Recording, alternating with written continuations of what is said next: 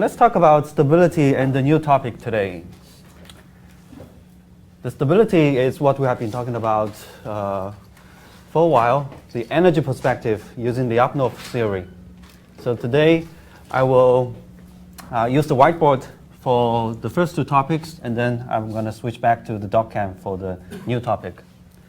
So we have touched upon this new concept of Lyapunov equation, and I want to do it by hand this time together with you guys, because it's going to impact this part, and it's going to also impact this part. So some mathematical exercise today will be very beneficial. Let's talk about the first one, the Lyapunov stability theory. So this is the energy perspective. Recall, this is the energy perspective.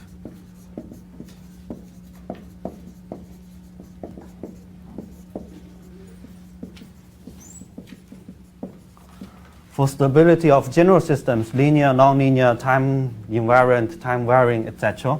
So for mass spring damper that we talked about,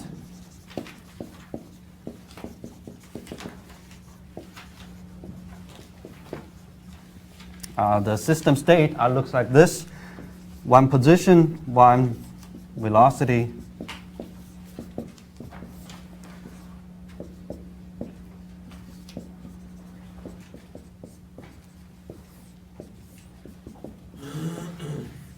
So the A matrix is like this: 0, 1, and then the damping the spring effect, negative K over M, and the damping coefficient, negative B over M. So I would like to first talk about the concept, the key concept here when we compute the derivative. So the energy definition is pretty obvious. Let me try to move this a little bit. So the energy perspective is pretty obvious. E is a function of time. The energy is a function of time, and it can be written as kinetic energy plus the potential energy. So potential energy in the spring and kinetic energy in the mass when it moves. So this is positive or 0, and it's only 0 when x1 equals to x2 equals to 0, right? So I want to talk a little bit about the derivative. So derivative with respect to time. So this is very important, because if we just look at the formula for energy, it's a function of x1 and x2. So I can take derivative for this, right? So there exists a derivative for the individual state, x1 and x2. So this is partial derivative with respect to x1, which is, so only this term depends on x1. So it is going to be derivative of this. So it's k times x1, right? So just partial derivative with respect to x1. So do the same thing about the partial derivative for the speed. So you can get, it's going to be m times x2. But what we really want is derivative with respect to time. So when we talk about this one, so the notation from now on exclusive, when we say dot on top of the variable, the function, is derivative with respect to time. So it's d over dt of this energy function. Then when we computed this from last time, it's using the chain rules, right? I take the derivative with respect to x1 and then multiplying how x1, the derivative of x1 with respect to time, how that looks like. So in the end, we're going to arrive at what we did last time. So it's k. I'm going to write the end result first, and then talk about the important definitions in the intermediate steps. Right? So this is the end result we did last time. So derivative with respect to x1, and then times the time derivative of x1. And then last time we bring in the dynamics of the system into here now. So x1 dot is from this equation is x2 plus x2 dot from the formula is going to be negative k over m times x1 and negative b over m times x2. So this is the end result. Now, I want to talk about the intermediate steps carefully. All right. So the intermediate steps from here and from the partial derivatives here, you can see that this is computed. If I want to be rigorous, if I want to tell the computer how to do this rigorously, systematically, this is actually kx1 mx2 times x1 dot x2 dot, right? Just writing in a matrix form. And then the matrix form is, this is partial of the energy function over partial x1. And then this is partial E over x2. So this is the more formal way to do this computation. When you compute the energy function, the derivative with respect to time, first compute the partials with respect to the state, and then multiplying the dynamics of the state. All right?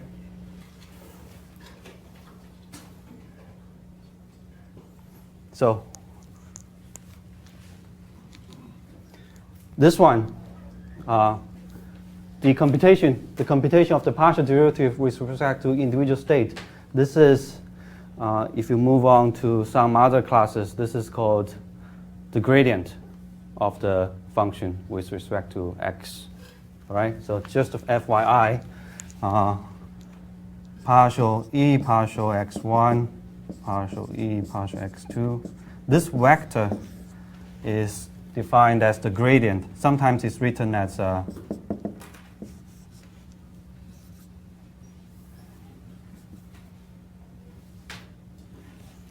this reverse triangle, denoting this is the gradient of the function with respect to the variables.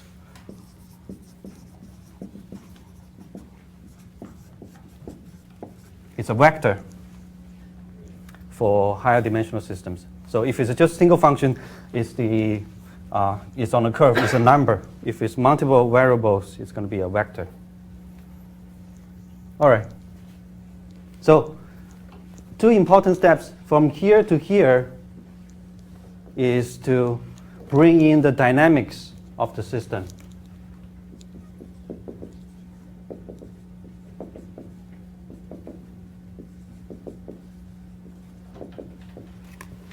All right.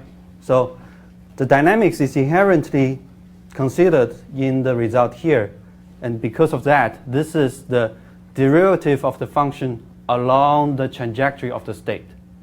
All right? So if you bring the dynamics in, so you're considering how the derivative is working along the system dynamics. So the formal notation for this is the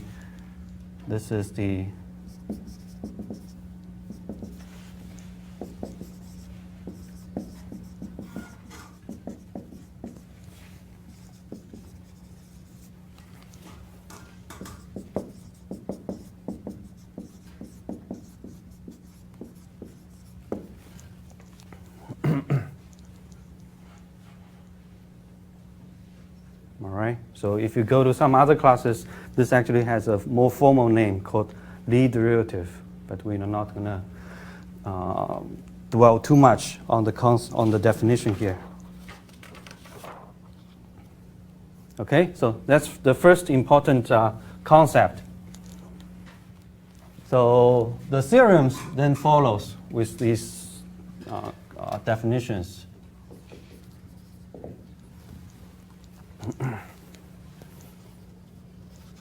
So I'm going to write it out first, and then we're going to talk about it.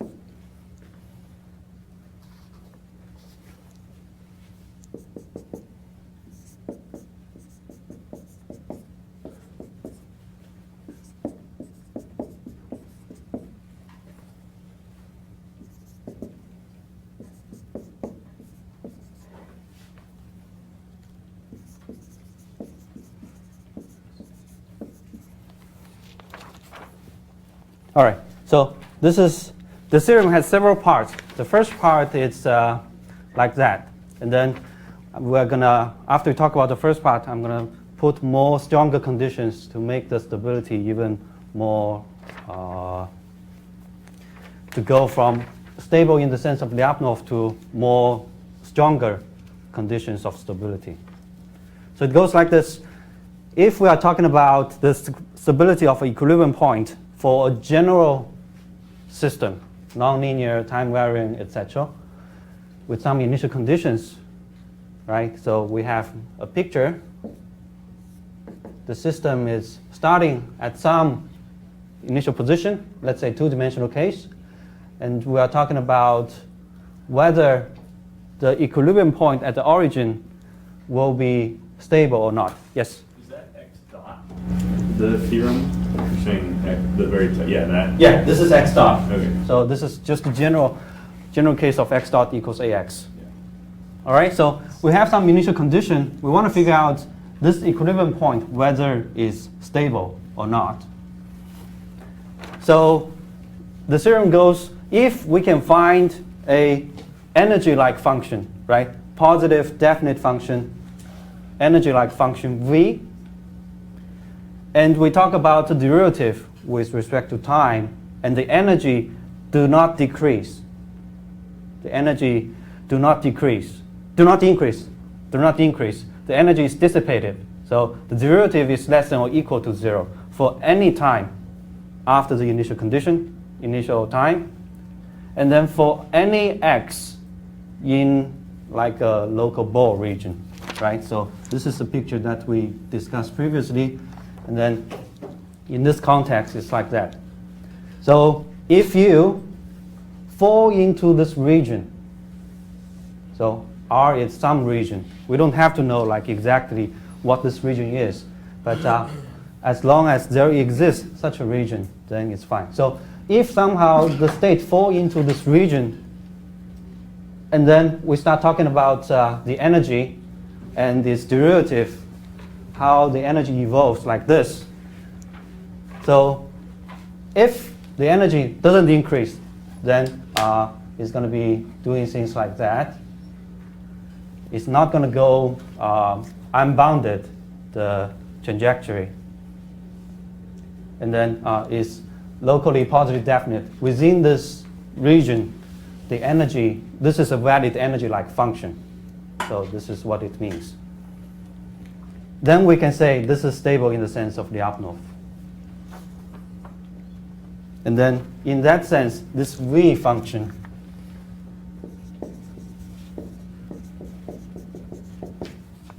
is called a Lyapunov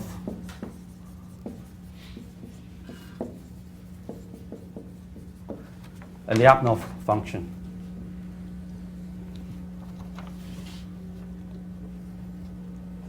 All right? So a generalization of the picture to the left. Now let's think about how we can make the conditions stronger. All right? So there are two ways we can make the conditions stronger. The first way is here. This is just saying the energy doesn't increase. It can stay there forever, right? If it's 0, the derivative is 0, then the energy-like function is not going to change. Then that's not very strong condition. So it can be made stronger. The system, the equilibrium point is called, it's going to be asymptotically stable.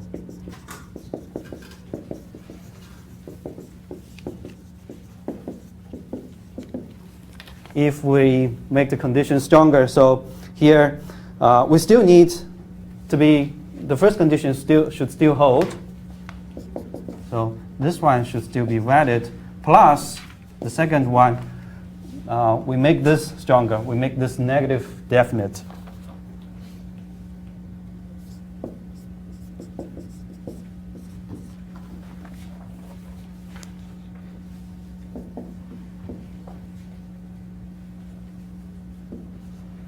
All right. So unless x is 0, unless we are at this origin already, the energy, equivalent energy, is going to decrease. It's going to keep decreasing until you get to the origin point. All right? So this is equivalent, say, this is negative definite. Negative definite, ND. Right? So in this local region.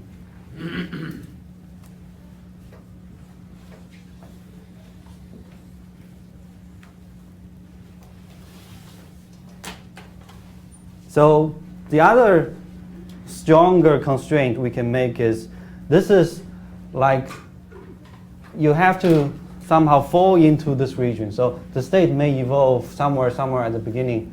And then only when it's a little bit sort of fall into an attraction zone, it becomes attracted to the origin like that. Now, the condition can be made stronger if we relax this condition. So local condition we can relax. Then it's going to become globally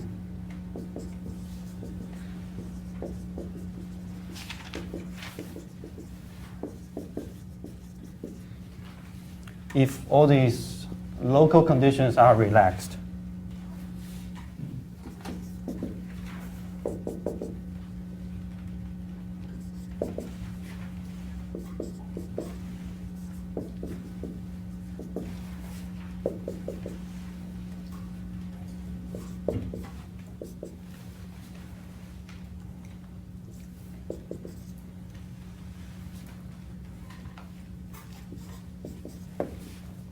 All right. So if these are no longer constrained in a local region, but they are globally positive definite and globally negative definite, then this is a global condition. So meaning that wherever you start, I can guarantee you're going to be attracted into to the origin.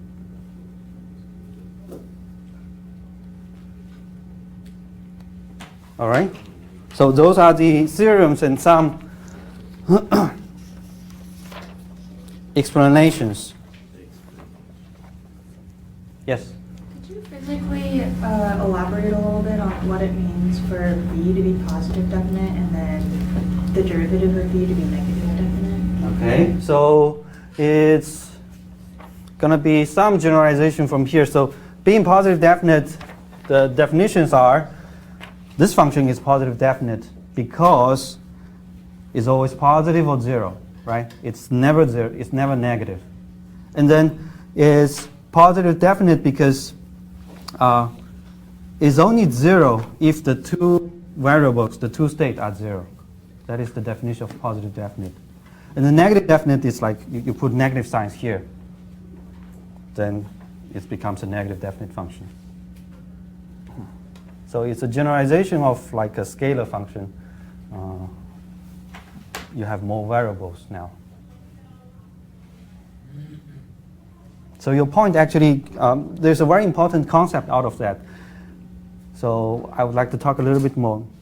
Here, if our system only has two states, then this is a positive definite function.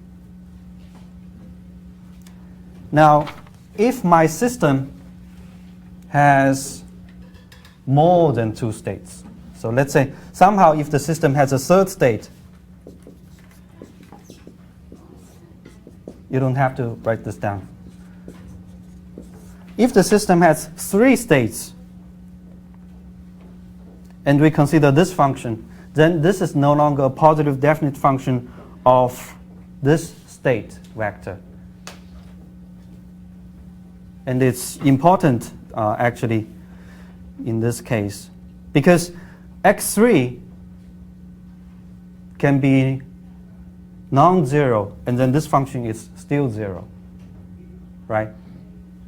As long as x1 and x2 are zero, x3 can be anything, and then this function is still zero. And why do you think that's important? Why do I must confine myself to have an energy-like function that's going to give me very strong conditions on all states?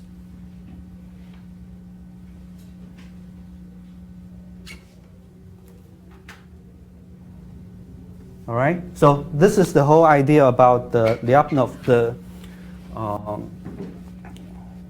Lyapunov function. So the whole point we are doing this is that I don't want to solve eigenvalues. I don't want to figure out all the roots where they are. I just want to take a look at the energy. And then the argument is that if we can find this energy, if this is really an energy of the system, then when energy is 0, my system state should be 0. That's the whole point, right? If I come up with some function and it looks very much like an energy, however, this function becomes 0 even if my state is still wandering around, then I can imply nothing about stability, right? Even if my energy, even if this function is 0, still I can tell nothing about the third state, right? So this Lyapunov function, this energy-like function, must be able to tell us a really strong conditions on the state. It must be able to tell us, like, if energy is 0, the state should be 0, every one of them. So that's the key concept, why we really want positive definite function, the requirements to have all state information inside. Make sense? All right? So that's about the positive definiteness. Same thing about negative definiteness. So for the function to be negative definite, it must be that it must involve all the state information inside. It cannot be like the function is less than 0, is 0, but still some state are still wandering around. Then we cannot conclude on how the state that's not included here will impact the system stability. All right? So things will become clearer after we do an exercise. So let's talk about the linear system case.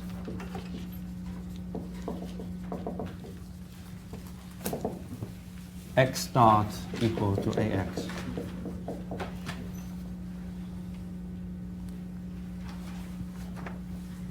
So in this case, it's very natural, actually. So if I look at the mass spring damper example, this is exactly the more general case. And over there, you see that a very obvious choice of energy-like function is quadratic function, right? So E over there is a quadratic function of x1 and x2. So a good candidate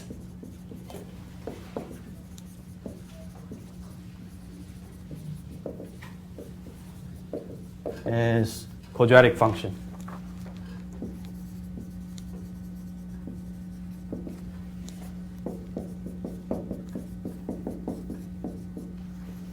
All right, so is quadratic function, and even more is a quadratic function with symmetric p inside.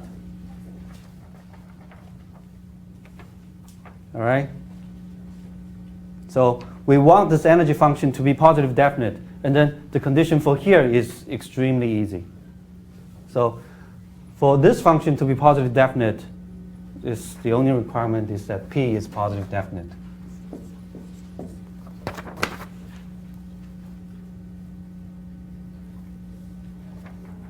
All right, so this comes right out of the definition of positive definite matrices, right? So positive definite matrices are matrices such that if you hit the matrix on the left, right, create a quadratic function like this, the function is always positive unless x is 0, which is perfectly the case on the left. So everything narrows down now to talk about the derivative.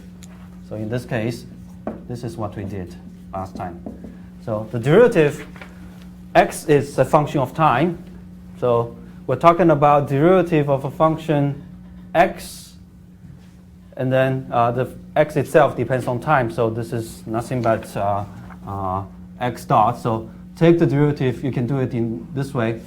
take the derivative of the left item, and then take the derivative of the right item. So it's going to be x dot transpose px plus x transpose px dot.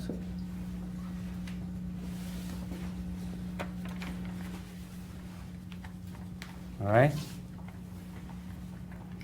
And then it's x dot is ax, so ax transpose px plus x transpose PAX. And it equals x transpose A transpose P plus PAX. So this exercise is pretty important. Any questions for this part? Yes? We can choose our P matrix, right? This is P matrix. It's something that we want to find out. Right. So you can choose your P matrix. It can go two ways. I know where you're going. So it's saying let's choose a P matrix and see how the derivative goes, right? So we try some P matrix, and then if somehow this one becomes a negative definite function, then we're in good shape, right? So that is, if we are successful, then if we happen to find such a P, then it's good. But if you choose a P and then do this computation, and then the energy derivative is not negative definite, then we cannot say anything, right? But the concept is it's important. So what we want is this: v dot x to be always less than or equal to 0, and then is 0 only if x is 0. That's what we want. A very strong condition. Right? So this is the concept, and then mathematically that means this matrix inside here. So A transpose P plus PA, this matrix is negative definite or negative semi-definite.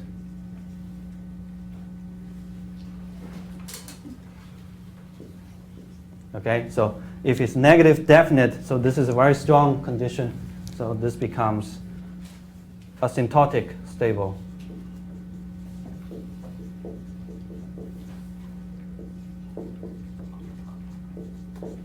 And then this is stable only in the sense of Lyapunov.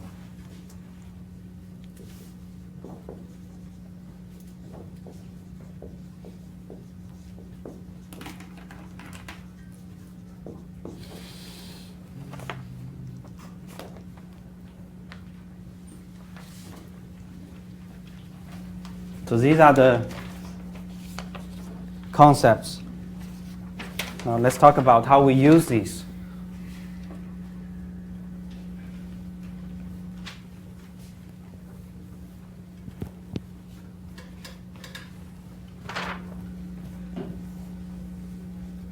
So the way we use this is through this theorem. Asymptotically stable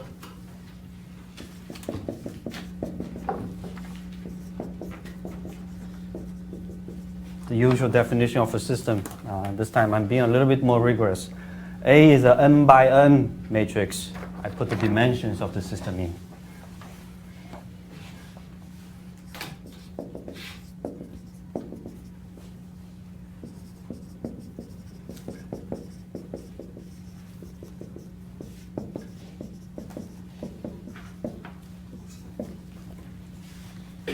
All right.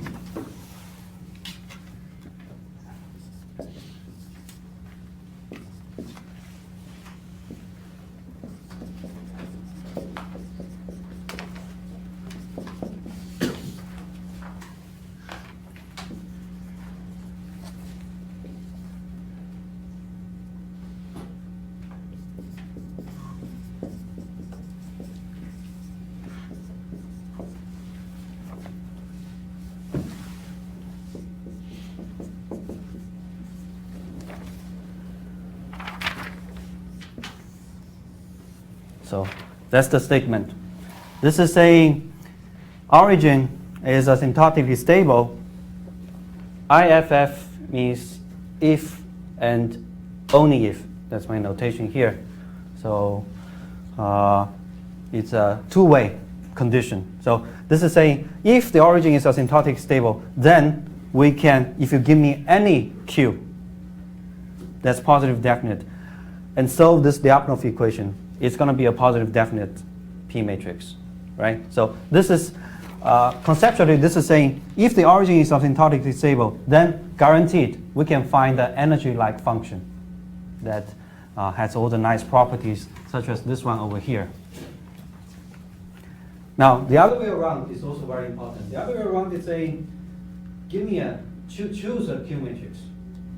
So if choose any Q matrix that's positive definite, and then solve this Lyapunov equation, and you can find a positive definite P, right? So this is like, if we can construct a energy-like function, then the origin is going to be asymptotically stable.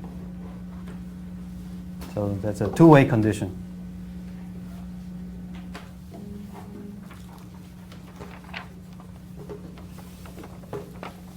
So the proof actually is pretty important.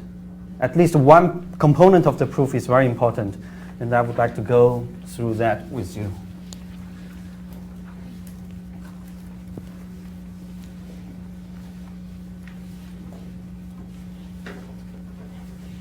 So let's talk about the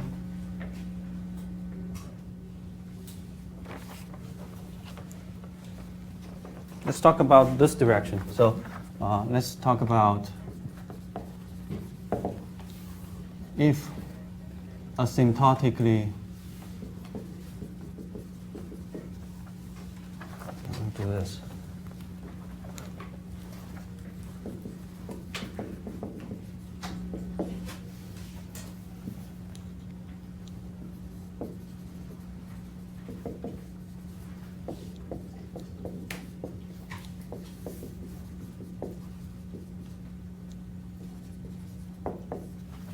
All right, so let's talk about if it's asymptotic stable, then guaranteed solve this Lyapunov equation. These will be the conditions that are automatically satisfied.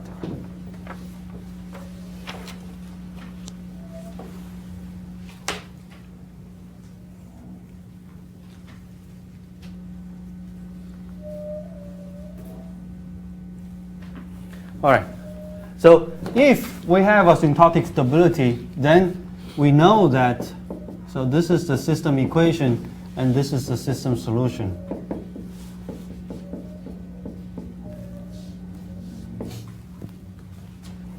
So if we know the system is asymptotic stable, then this one is going to go to 0.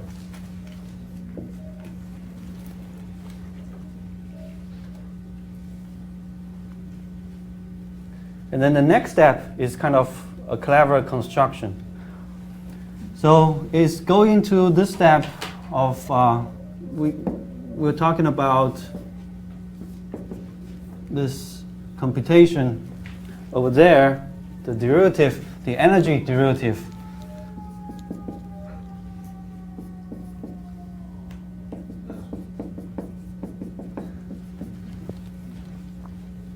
All right, so this is what we are talking about. So the Q, the new Q matrix is defined as the negative of A transpose P plus PA just for convenience.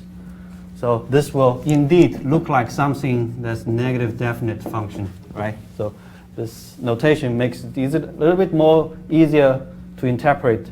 This is like a negative definite function that we're going to achieve.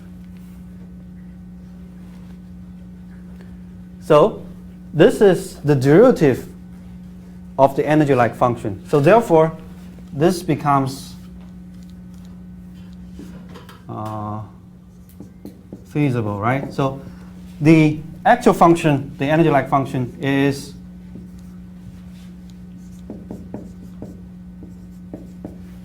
if you integrate the derivative, you should get the energy function back. All right? So if you are considering like the energy, if you're integrating from like initial time is 0 to infinity, then the endpoints, the energy difference at the end and at the beginning should be this integration. So in other words, this is V for t at infinity. All right, so this one is V for t at infinity, that's x. All right, so this is the terminal energy. Then this is the energy difference between terminal energy and the initial energy. So the left-hand side is this one over here. And the right-hand side is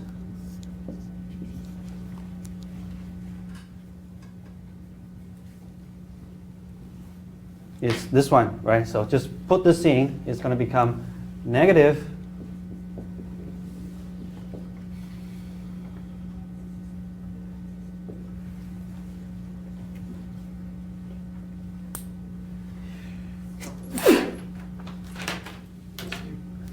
okay?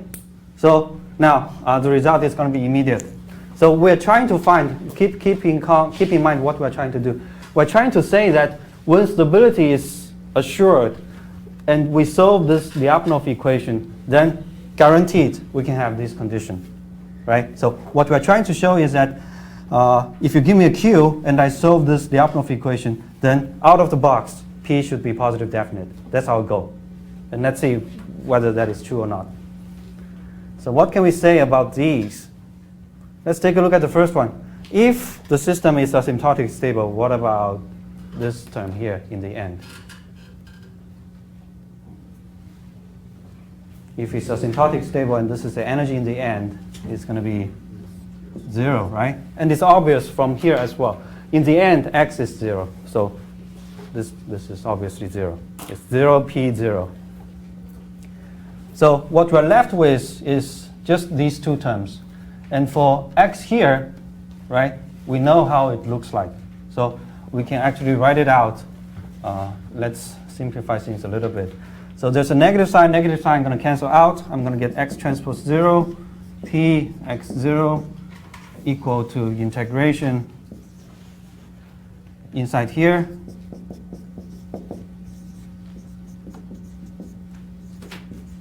And it equals to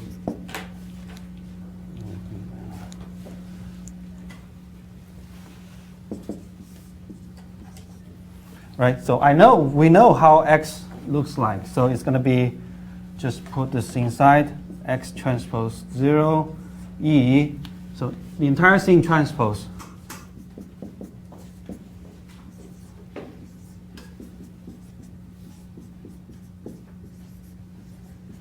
All right.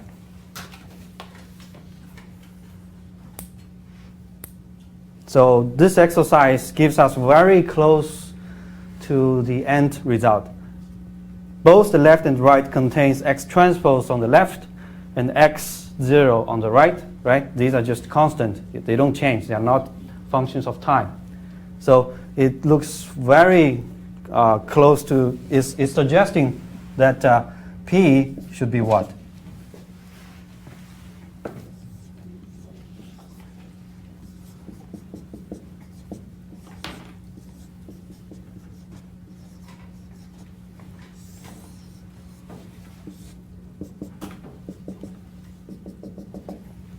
All right?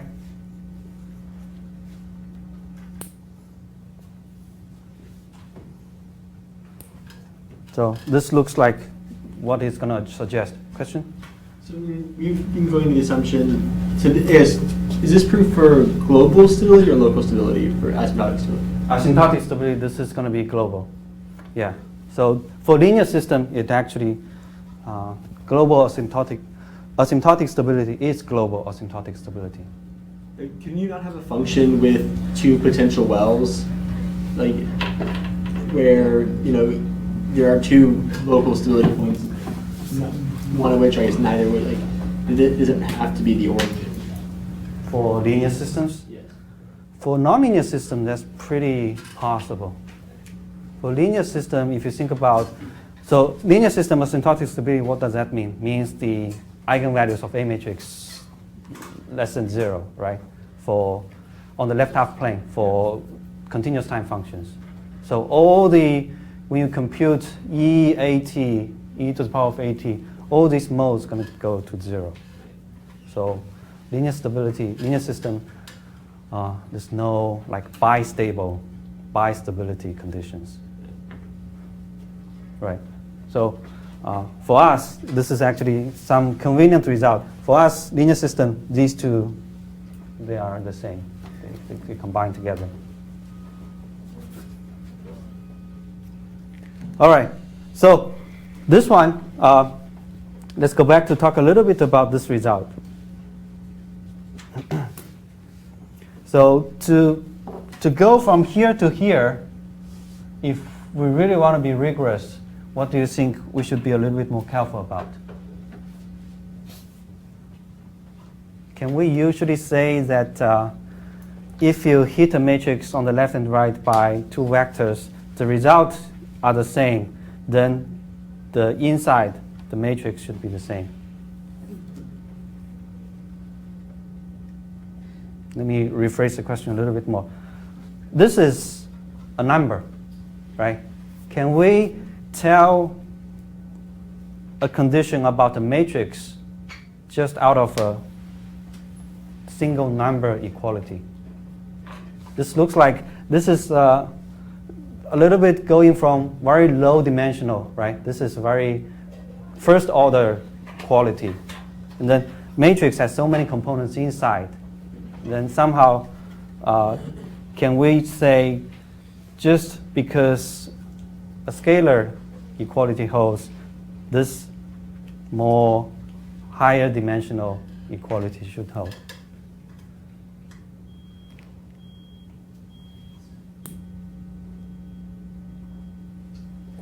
So intuitively, that seems like a little bit too much, right? Usually, if we know just a one equality, it's like you know the solution of one linear equation, and then you have one linear equation, and then you're trying to infer like a bunch of system of linear equations.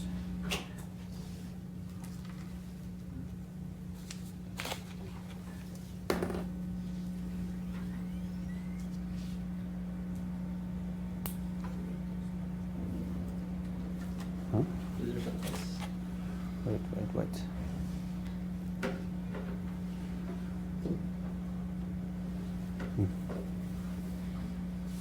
All right. So it's actually, so the mathematics is a little bit more, if we think about it more, it becomes more interesting and intricate. All right. But that's a great benefit about the condition becomes very handy. We haven't used this condition at all, right? All of these, I haven't used any condition about Q. So let's take a look at Q. If Q is positive definite, what does that mean? All right? So that's the beauty of this matrix, this special class of matrix. So this special class of matrix, from like one equality, a scalar equality, you can infer a property of the entire matrix function.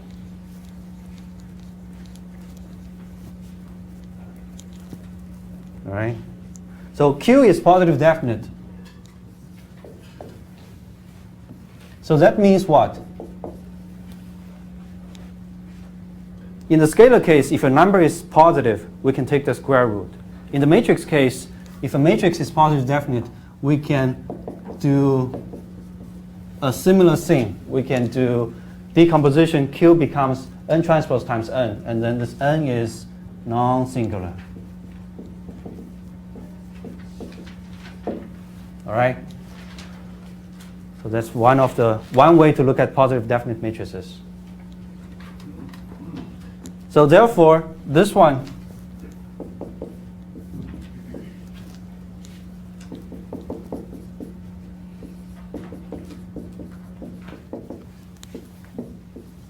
this one becomes, I'm missing a few terms.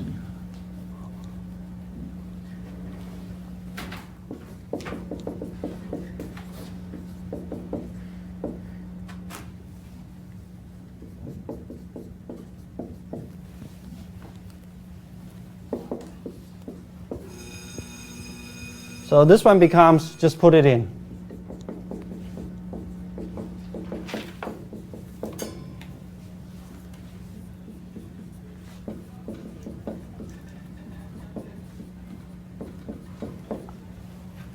So it is actually, if now we look at things a little bit differently, it is actually this term is transpose times this term, right? So if we denote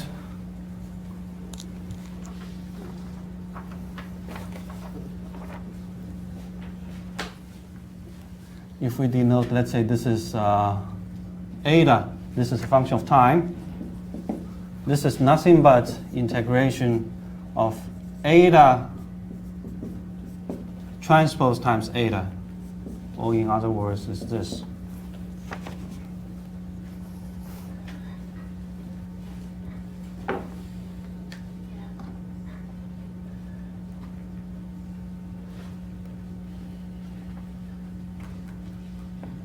All right. So if Q is positive definite, this is what we get.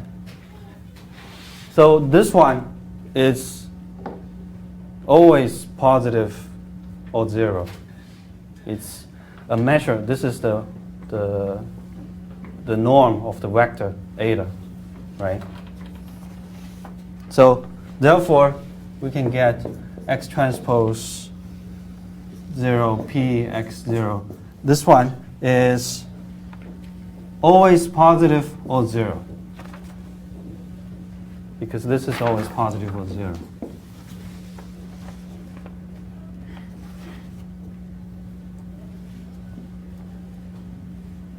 Okay, so this looks very much like a energy-like function now. So the only thing that we require next is what? We require to show that for this to be a true energy function, we need to show that when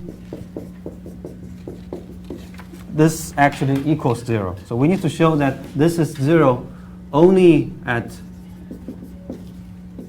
x equal to 0. x0 equals, so only at only if this is 0.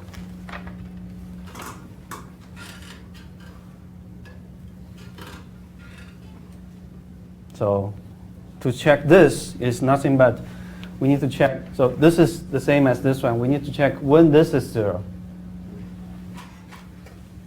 So if we're integrating something that's a square term, the only way for this to be 0 is this eta t is 0. And the only way for eta t to be 0 is over here. This one must be 0, right? Why is that? Because N is a non-singular matrix, right? And EAT is a non-singular matrix. So this one is a non-singular matrix, and the only way for this to be 0 is that this one is 0.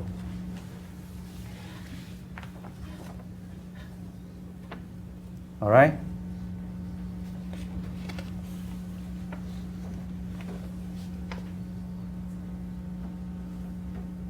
So coming back to here, you see that this is a very strong condition because Q is positive definite. So Q being positive definite means we can really infer this condition now, right?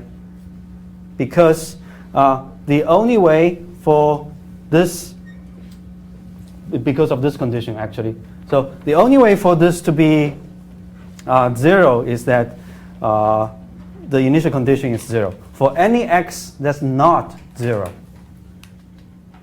for this to work, it must be that p equals to the integration inside. Otherwise, it won't work.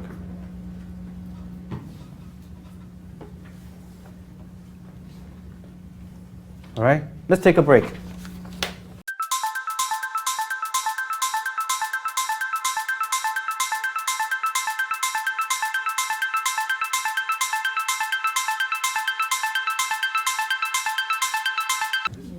we're essentially thinking about this question. If a scalar equality holds, can we imply like the individual matrices M and N, they are the same, right?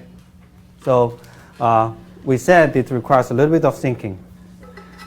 If M and N, they are not positive definite, what can happen? All right? So this can still be true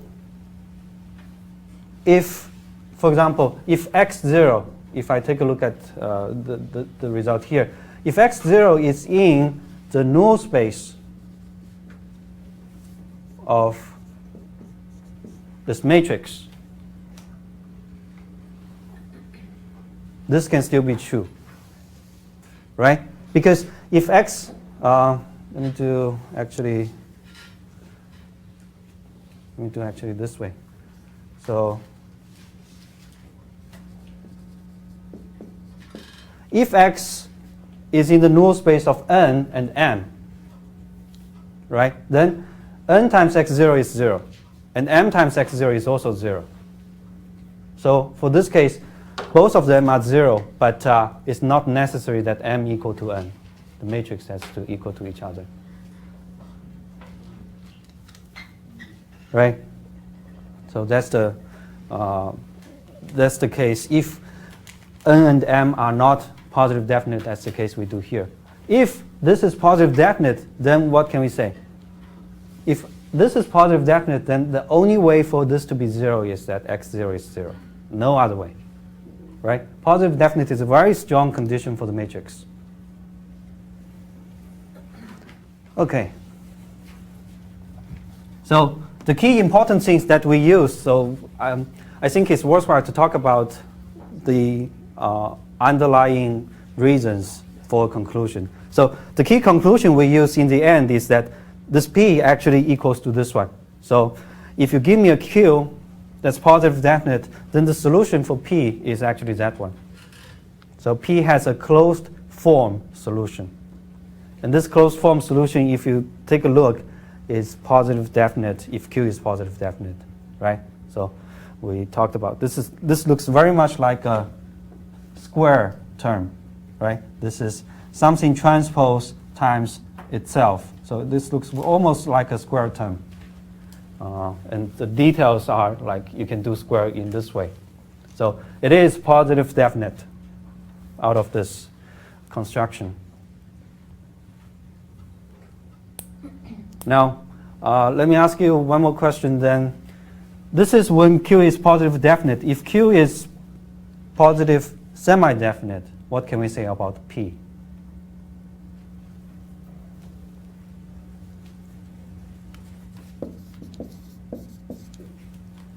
So aside,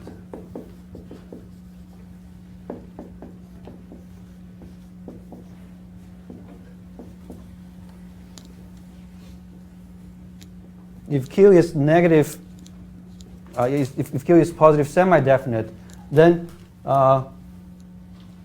we can still have this kind of construction, but N is not necessarily non-singular. So everything works out to here except that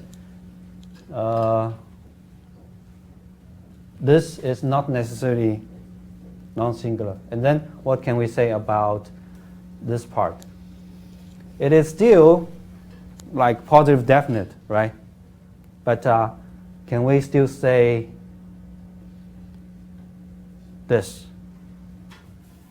We can no longer say that. So P is, in this case, only positive semi-definite. So that's the conclusion. It goes like in pairs. If Q is this, then P becomes positive definite. If Q is weaker condition, then P is also weaker in its property.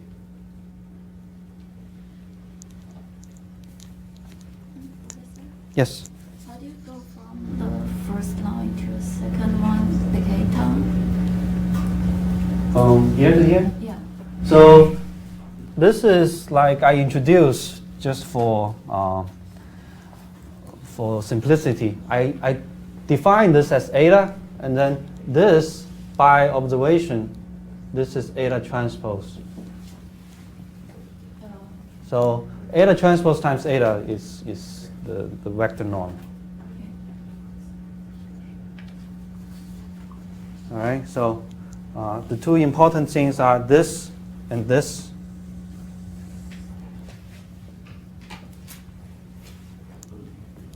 So this is going from one way. If we have stability, then we can for sure solve this equation. So the other way around is also not difficult, actually. And I will leave it as an exercise that you take home.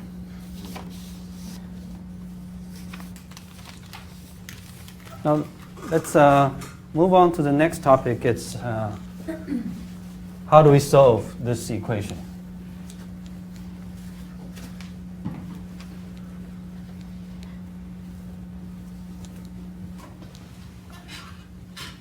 So, solving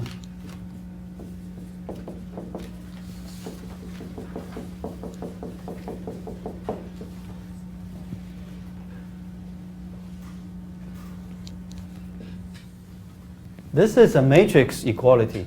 So all the elements inside this matrix must be the same. Let's do a 2x2 case.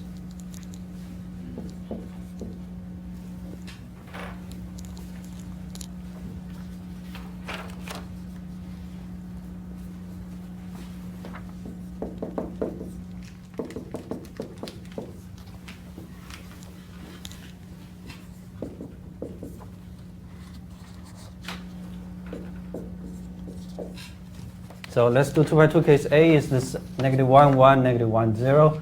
And Q is identity matrix. So what we do is, if we do it by hand, then we're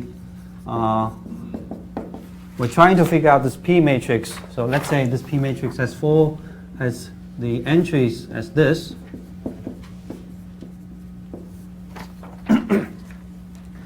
P11, P12, P12, P22. All right? So I only use 3 entries inside. I don't need to introduce P21 because P is symmetric. So that's one simplification we can make at the beginning.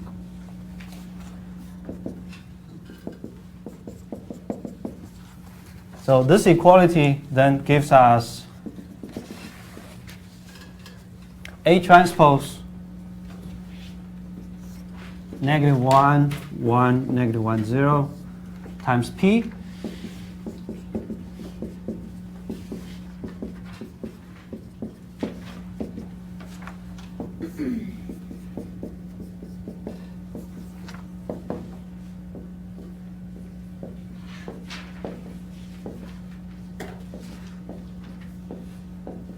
equal to -Q.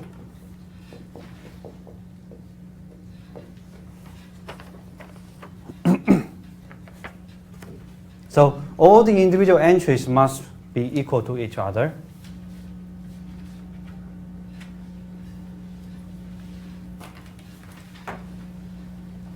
So you can write out the computation here. This one should be, so the first row is negative first row minus negative second row, -1 P11, negative P12, negative P12, and negative P22. And then the second row is the first row.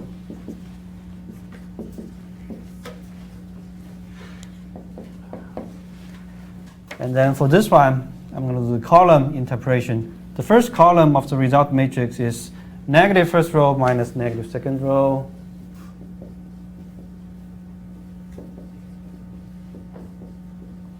And then P11, P12.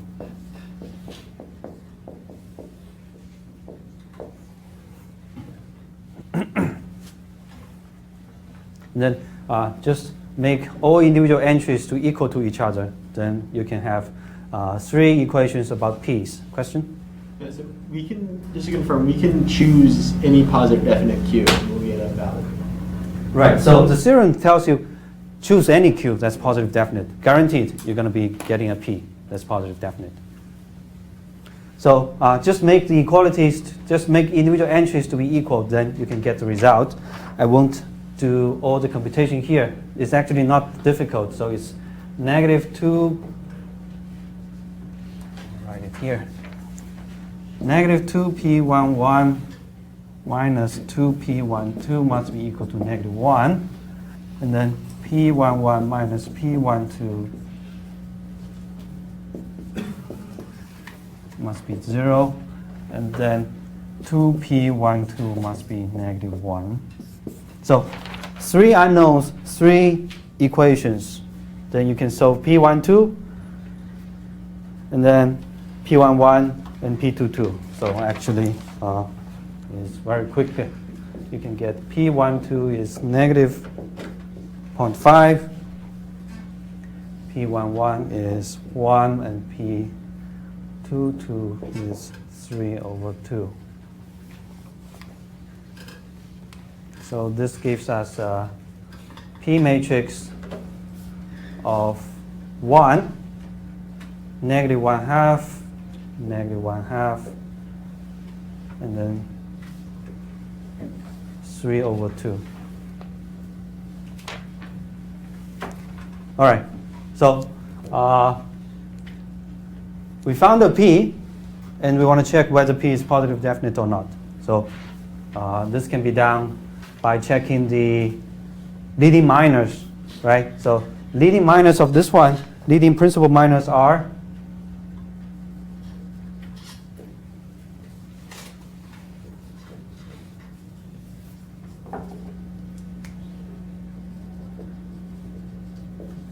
so it's first one this, it's 1, and then the determinant. Determinant of P is cross product minus the off-diagonal product. If you do the computation, it's actually very quickly. It's 3/2 minus 1/4. So it's obviously positive. So you can see that P is positive definite.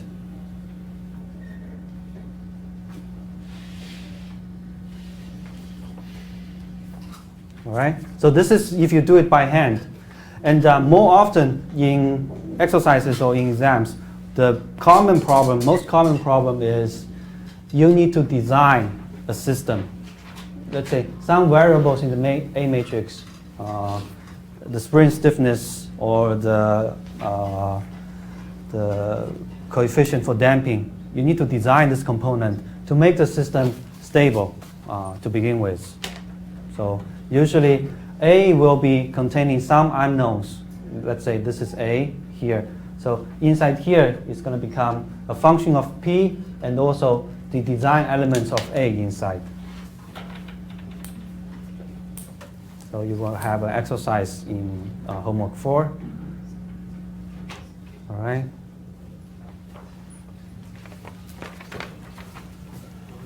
Yes. For these results, I mean the P matrix over here, can it be computed from this integration? Yes, you can. That's something that's actually amazing in the end. So in the end, so you can do this computation, do this integral. It looks like complicated, but in the end, it's going to be that number. Yeah. So very excellent observations.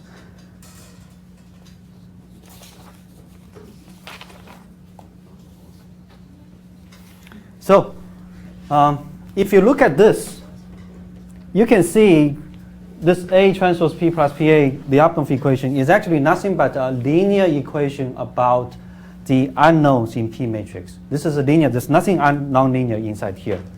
This is linear with respect to P, right? It's like scalar case A times P.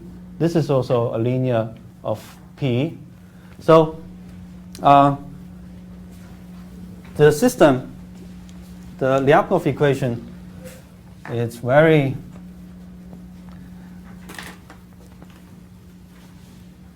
special. And if you tell a computer to solve it, this is how the computer would do it. So this is the second topic, Lyapunov equation solutions.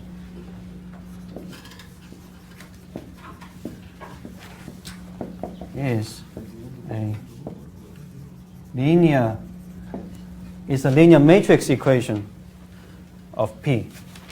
All right, so I would like to talk just a little bit about the structure of this matrix because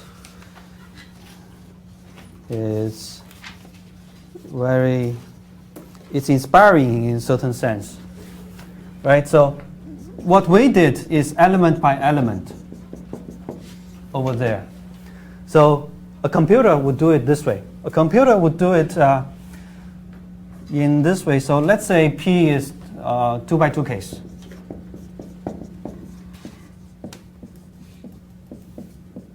So let's say P contains 2 columns. The first column is P1, the second column is P2, and Q is also 2 by 2.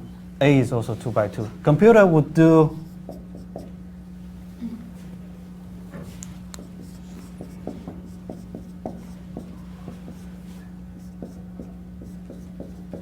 all right, so A transpose P plus P times A equal to, let's say Q is 2 by 2 matrix, Q1, Q2.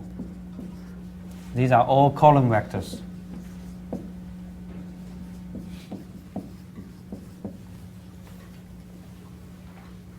So let's do, so this is negative Q1 and then negative Q2.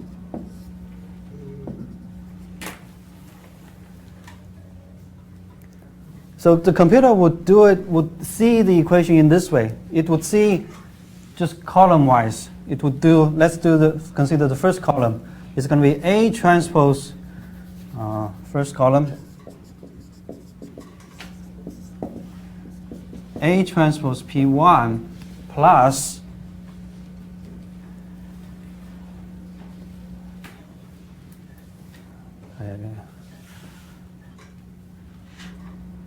P1, P2. Let's do A matrix is A11, A21, A12, A22 equal to negative Q1. This is the first column of the equality. And then the second column of the equality is going to be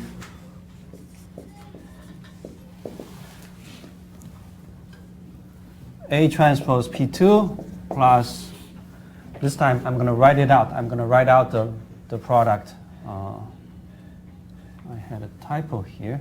So the first column of this matrix product is only this. There's no second column here. All right? So here, the second column is P1, P2, A12, A22 equal to negative Q2. All right?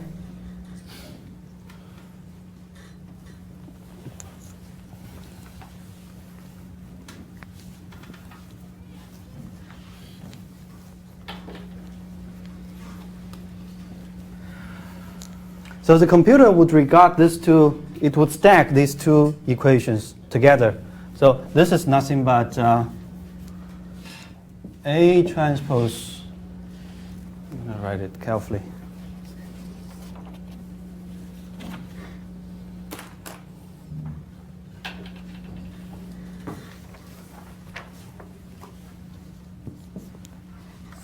A transpose P1 plus P1, A11,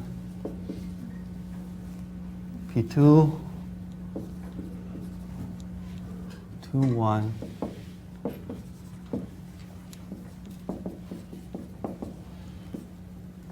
P1, A12,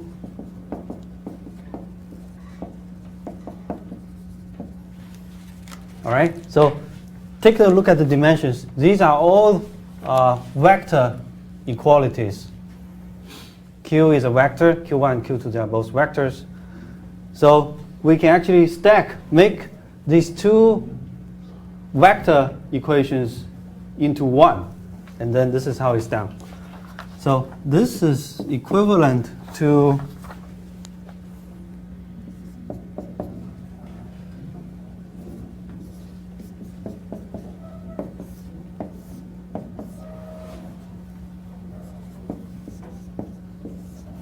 all right, so the first element, these two actually can be written in this way. So it's A transpose P1, the top part, and then the bottom part is A transpose P2. So this represents the first two elements, but now in a single matrix vector product. And then the second is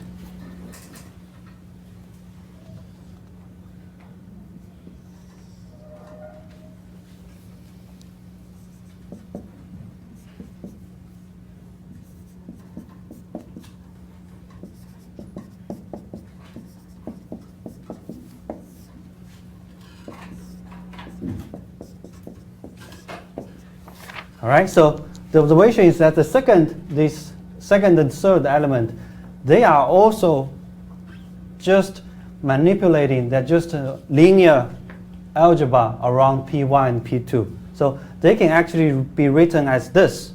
So this one is A11 times P1. So it's A11 times the identity matrix times P1 plus A21 times identity matrix times P2.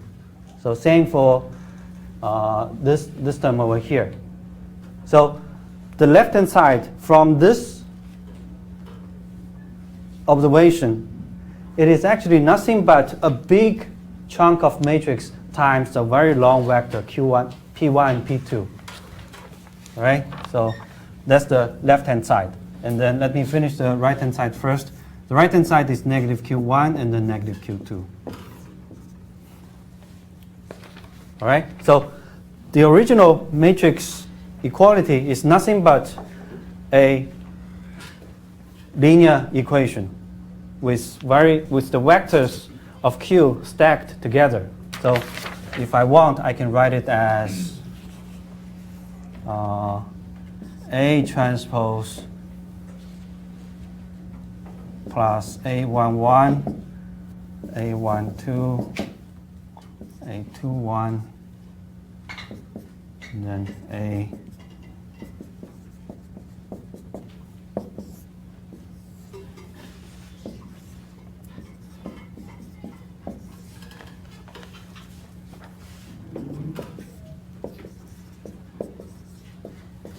all right, so I can write it as a big chunk of matrix times a long vector equals another long vector. So if you give me a Q, I can solve this and give you a P. All these A11, these are no from the system, right? So this is nothing but something like this. The structure is like the dimension first, all right? So this is nothing but something like this, something that we know very well to solve. This is like the first thing we talk about in linear algebra. It's about solving this linear equation. Matrix vector becomes vector. So computers are super good at this. And then that's how it solves this equation.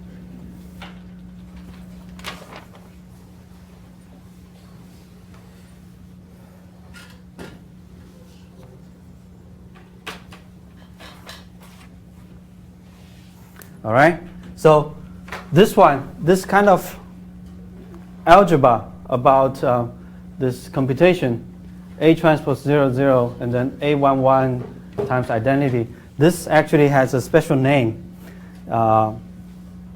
This definition, this computation here plus here has a special name in algebra. It's called the Kronecker product.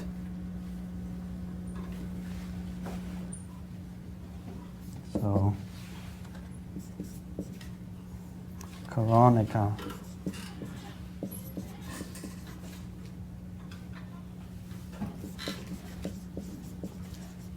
So if you want to know more, you can look at the notes and then dig into a little bit more on the website. But for this class, I don't require you to go anything beyond. Then this has some kind of this computation is a structured computation that is very well defined.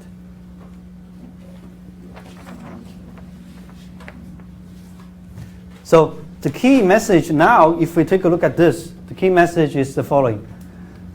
You want to solve a matrix vector equation. What is the condition for you to be able to solve for this vector uniquely?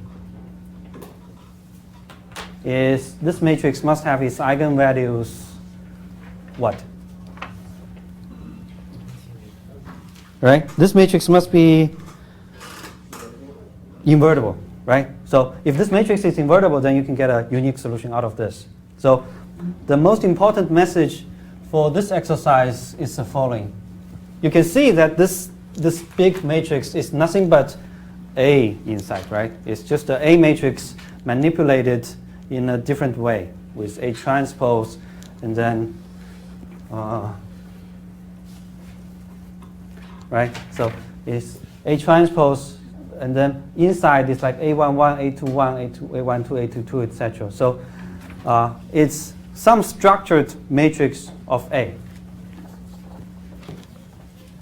So let me write it here.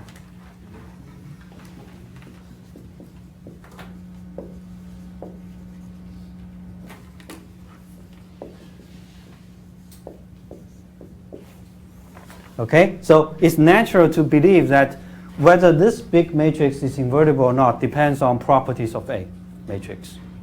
Okay, so it turns out this is a fact.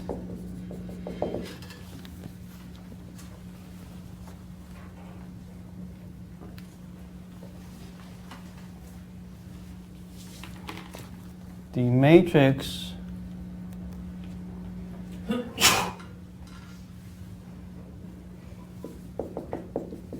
here.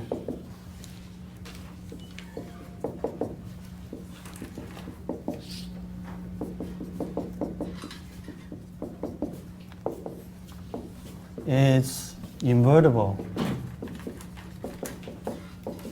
if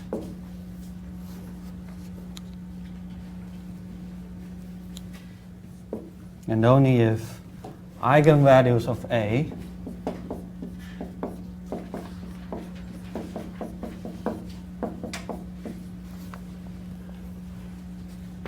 So that's the key message that is useful. So this solution is unique. We can very quickly get the P matrix, P1, P2, the columns of P matrix out of here, as long as the A matrix satisfies this property. So if the A matrix, the eigenvalues, they are not symmetric with respect to the imaginary axis. So take any matrix, take any eigenvalue of A, and then do this combination. If it's not 0, then it's invertible, and then you can get a solution. So let me be a little bit more specific. So if A is asymptotically stable, if A is Hurwitz,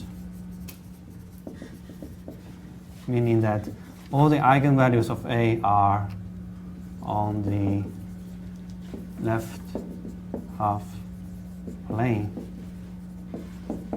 right? So if this is happening, the eigenvalues are all here, then guaranteed you can find a solution. Pick any eigenvalues here, then you add them up, it's never going to be 0. Right? So if this system, if the A matrix is Hurwitz, or the system, meaning that, so this means that x dot equal to AX, the origin is asymptotically stable.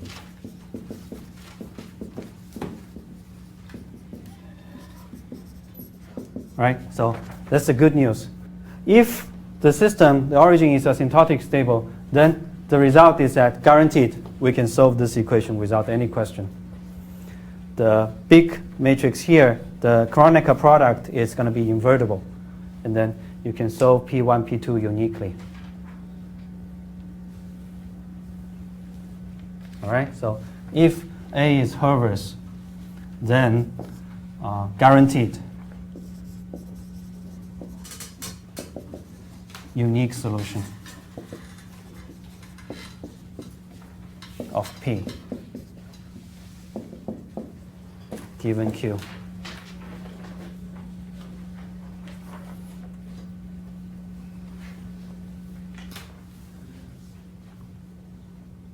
All right.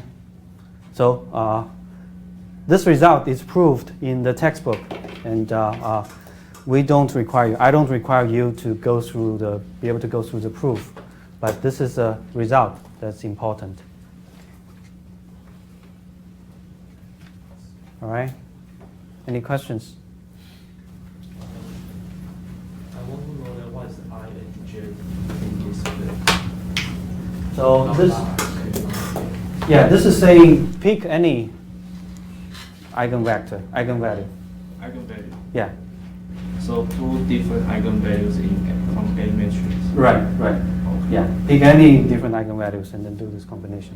So the reason for that, so it's getting a little bit more interesting. So if you look into the structure, this looks like it's an A matrix plus like some kind of alternative form of A matrix, right? You see the structure here is A11, A21, A12, A22. So it's like, it's not an accurate expression, but it's like A plus A. But it's just the structure is more complex than that. So in that sense, it requires, like, if you consider eigenvalues, is one eigenvalue plus another eigenvalue. Okay? So I hope this makes sense.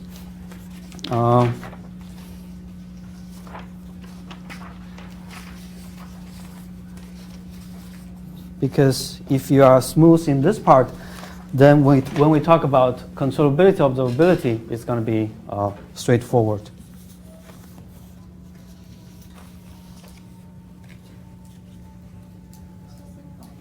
So it's any two eigenvalues or just specifically because this is a 2x2 matrix? If it's more, if it's n by n, it's still the same thing. Pick, Just any two. yeah, just pick any two. All right, so let's go through. Now we went through the difficult things. Let's go through the easy things.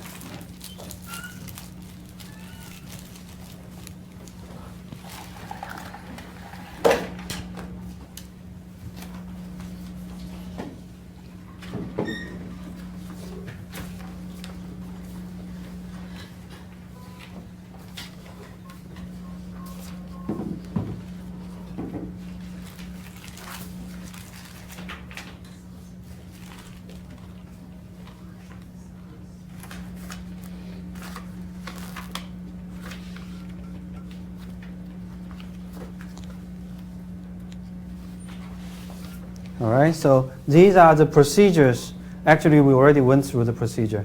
So how we apply this Lyapunov method. This is called Lyapunov direct method because direct in the sense we don't compute any eigenvalues. All right, so for any matrix A, get a pen.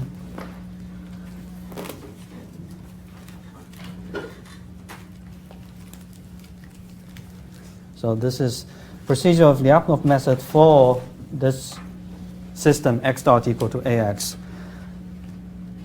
So select a Q. The most straightforward case is select a identity matrix, and then solve this Lyapunov equation for P.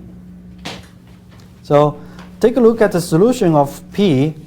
If P is positive definite, then A is Hurwitz, meaning that the origin is stable, asymptotically stable. Now, if P is not positive definite, then this is saying A, the system is had some eigenvalues with a positive real part. Okay? So if you cannot find a P in that case, then A is still not Hurwitz. So the origin is still not asymptotically stable.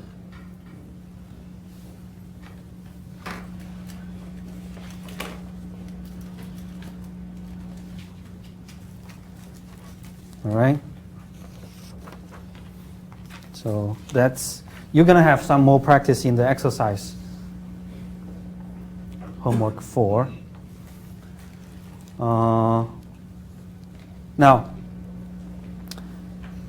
the theorems that we went through are talking about under what condition it's going to be stable in the sense of Lyapunov or asymptotically stable. So this instability theorem tells us under what conditions you can immediately say the system is not stable. All right, so the system, the equilibrium state, to be more exact, the equilibrium state of the general nonlinear system is unstable if basically say you have a function that's positive definite but is derivative with respect to time. It's like the energy is, you see here, is larger than 0 for any state inside a local region. So it's like, if you're talking about origin, it's like once you enter into here, you're going to be deviating from the origin, right? So the energy derivative, energy-like derivative keeps increasing, so it's going to push you away from going near the origin. Then this is also like, this is a valid energy-like function, so it's a positive definite energy function. So under this condition, if this is a positive definite function, and then this is the energy, its derivative is also positive definite locally, then we can say that it's going to be pushed away from the origin all the time for any state that comes too close to it. So then it's unstable. It's unstable. This equilibrium point is unstable. All right.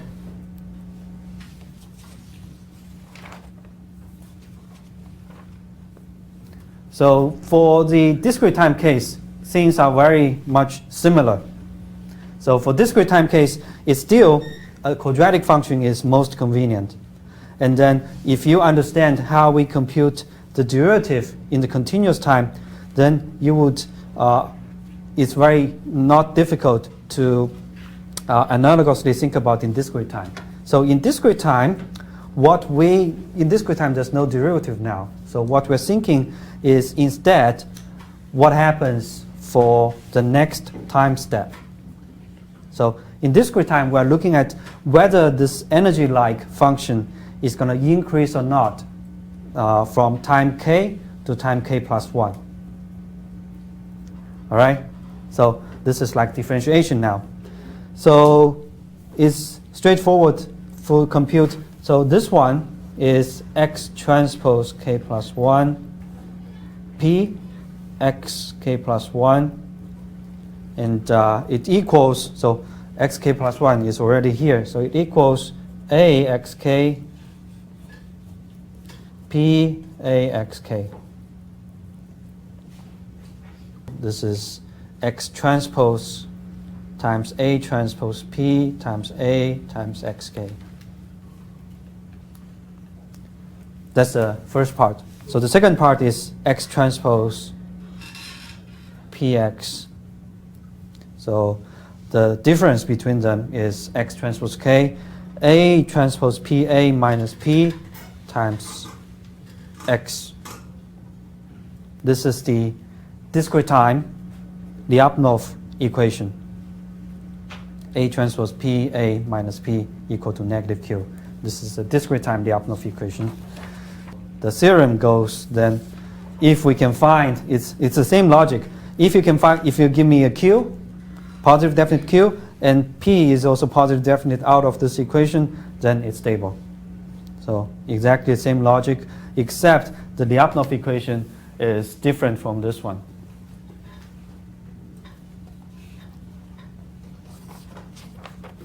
All right? We can solve the continuous time Lyapunov equation. We have this integral formula. So in discrete time, we also, if you give me a q, it turns out we have an analytical solution about p. I can write out the formula for p directly.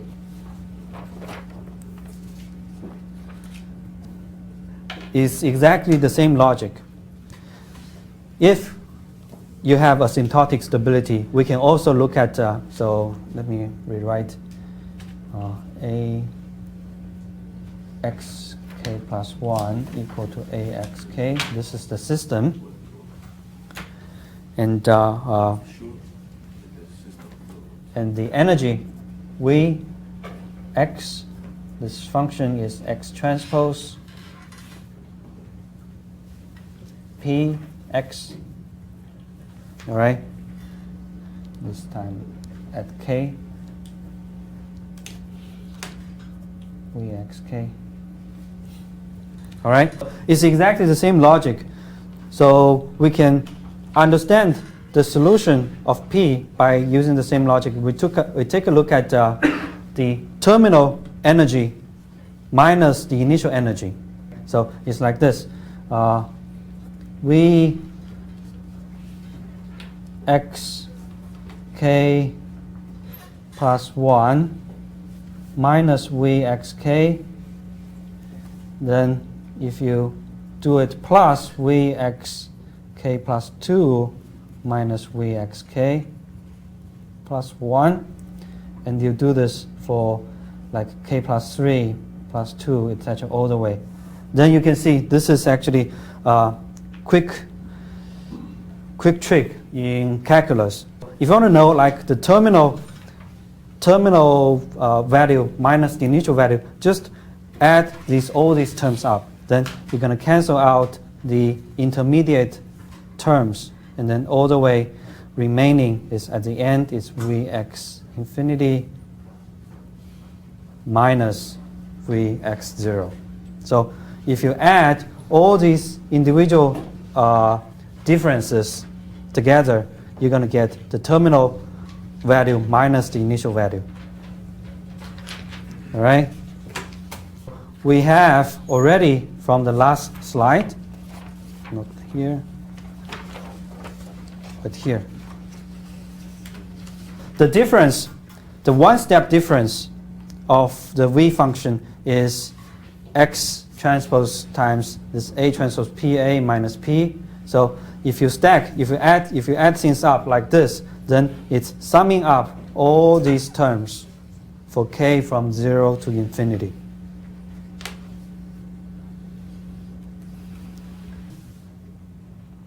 So instead of an integral in the continuous time case, you have summation in the discrete time case. The next is just the change of variables. So we use this one is negative q, and then substitute this inside and then negative sign outside. All right? This q becomes to here, and then this x becomes here. So this is the solution of the discrete time system. xk equal to a to the power of k times x0. So same thing for here.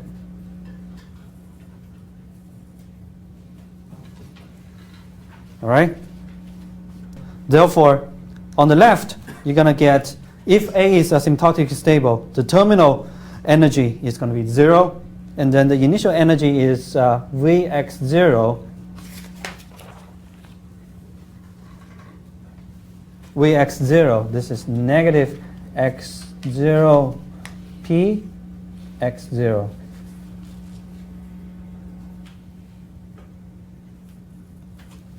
We have very similar result from here.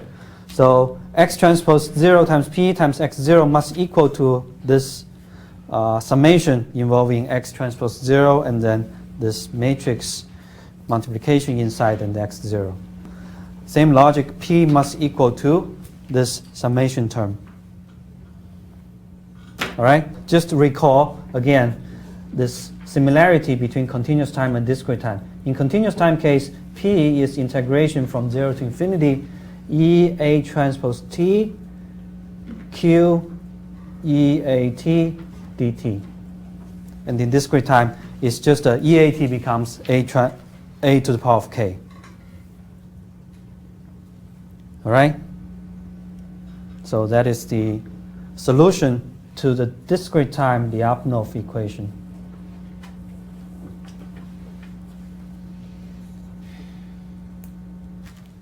So in the continuous time, this solution is guaranteed if the eigenvalues of A, if you pick any two eigenvalues of A, they are not zero, sum up. And in discrete time, it's if you pick any eigenvalues of A, do a product, and it's not 1.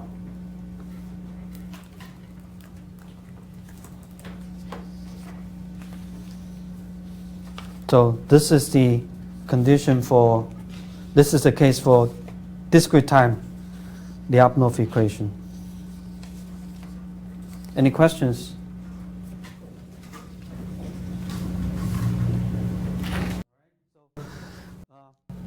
Take a look at these two results, like this corresponds to this equation, and then this continuous time case corresponds to this continuous time Lyapunov equation.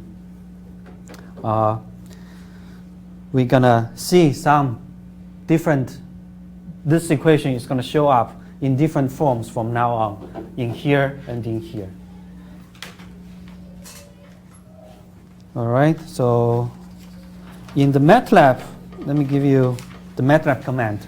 So in the MATLAB, MATLAB can directly solve this one using this procedure that I just explained by as following. In MATLAB, after you pick, let's say, Q, you can do Q equal to identity matrix, let's say, a 3 by 3 case. So if A is 3 by 3, then you can do this. You can let Q to be identity matrix 3 by 3 case, and then solve for P with discrete time Lyapunov.